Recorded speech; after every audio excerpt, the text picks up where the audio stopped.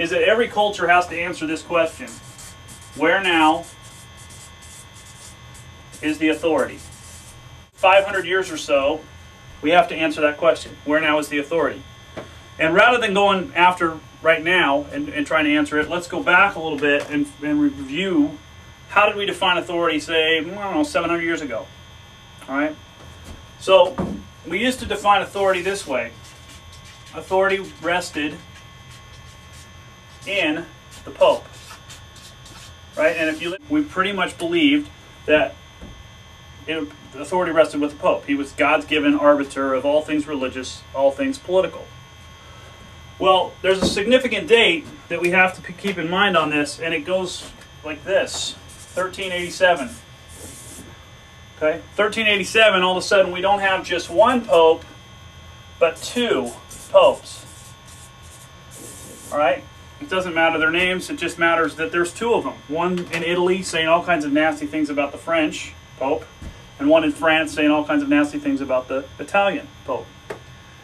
And all of a sudden, the authority of God doesn't rest with one person, it rests with two different people who are claiming to be the one person. You see how this could create some problems. There's also three other things going on in the 1400s, or 14 to 1500s. So we have authority here in the middle. All right, and I've already talked about how it took a hit from two popes. Okay, multiple popes. Eventually there's three actually in the 1400s. It also takes three other hits. The hit from this side is the plague. Okay, it's estimated that the Black Plague killed between 1/3 and 1/2 of the population over about a 150, 200 year period. So just so you can get some numbers on that, think about the 10 closest people to you. Okay, your family, friends, maybe people you work with, relatives, whatever. Think of those 10, think of their faces for a second. And now imagine that out of those 10, 5 of them disappear. You're only left with 5. The other 5 are gone. And they're gone within weeks, right? They died rapidly. Plague would wipe through a town and completely wipe it out within a very short amount of time. Plagues always create problems for authority, because authority says if you do X, then you'll be okay. We go ahead and do X, and our family still dies. All right? And plague actually, in the 14 and 1500s, affected everybody. Right? It was killing kings, it was killing priests, it was killing servants, it was killing women, men, children. It didn't make any difference where you were station-wise, socioeconomically. It killed you. So the plague hammers the known authority, makes us ask different questions. The other thing coming about was that there was an inundation of knowledge. Okay, what I'll call new knowledge.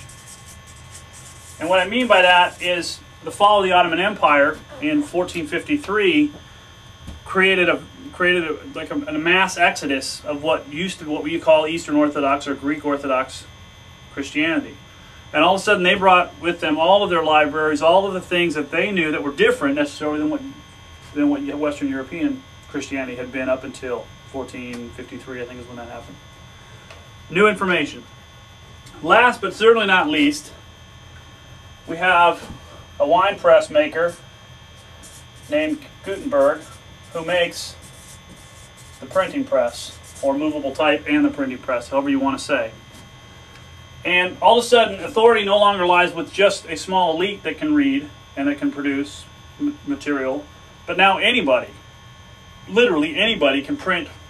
If they can get the mojo together, they can print what they want, and it can go cross-boundary.